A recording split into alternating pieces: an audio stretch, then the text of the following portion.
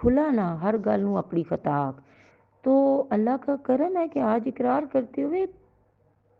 ایسے بندہ شرمندگی سے ڈوب مرتا ہے اور کوئی ہمیں ہیزیٹیشن فیل نہیں ہوتی ہے کہ میں اس اب اتنا پڑھ لکھ کے، جیسے کہتے ہیں نا، اب اتنا پڑھ لکھ کے تو اب بندہ کہ لو جی الف بے پھر پڑھیں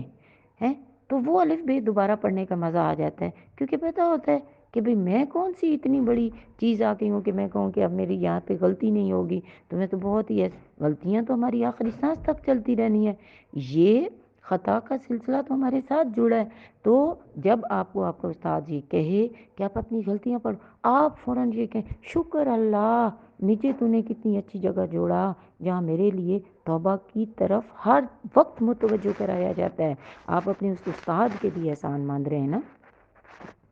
جو آپ کا اللہ کے ساتھ تعلق کو مضبوط اور بہترین بنانے کے لیے آپ کو ٹائم دے رہا ہے، آپ کو سمجھا رہا ہے، آپ کو پہ کوشش اور اپنا ٹائم لگا رہا ہے، تو آپ کہیں اللہ تیرا کروڑ بار شکر ہے، تو نے مجھے اپنے ساتھ تعلق جوڑنے اور توبہ کے لیے ہر لمحہ رجوع کرنے کا راستہ کھول دیا ہے۔ تو یہ اتنے بڑے کرم کی بات ہے، اتنے بڑے کرم کی بات ہے، اس پہ جتنا بھی ہم شکر ادا کریں وہ کم ہے۔ تو اس لیے یہ توبہ اور یہ تعلق کا مضبوط کرنا ہمارے لیے ایک بلیسنگ ٹائم ہے، اس کو آپ نے مس نہیں کرنا۔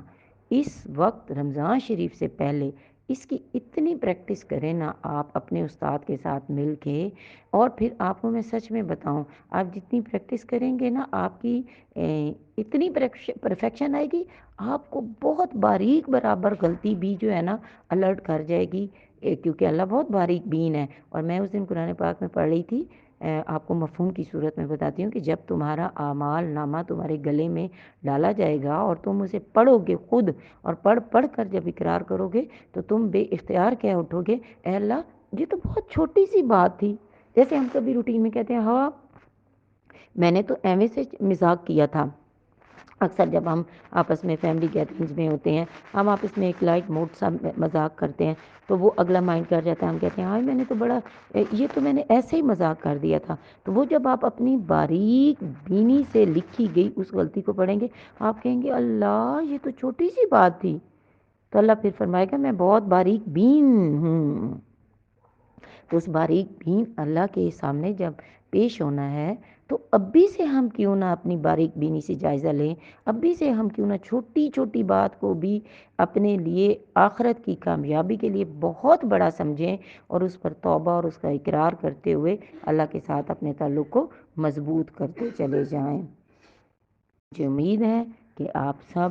اللہ کے خاص کرم اور فضل سے یہاں تک کہ اس بات کو سمجھ گئے ہوں گے کہ توبہ کیا ہے، اقرار کیا ہے، اور بہترین توبہ کا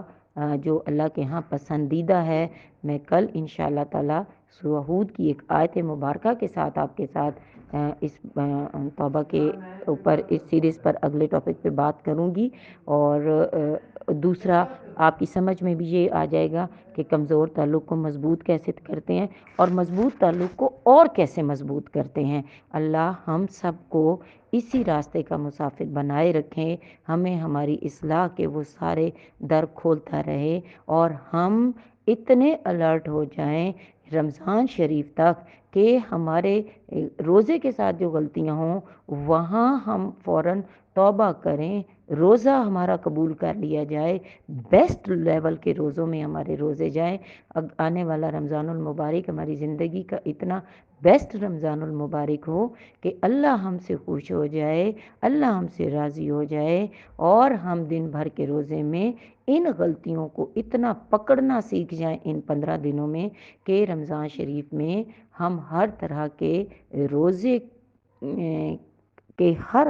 ایریا کو کور کرتے ہوئے اپنے روزے کو بیسٹ دانہ پر قبول کروانے میں اللہ کی مدد اور اس کے فضل اور اس کی رحمت کے ساتھ کامیاب ہو جائیں۔ میرا ڈھیروں پیار آپ سب کے لیے، آپ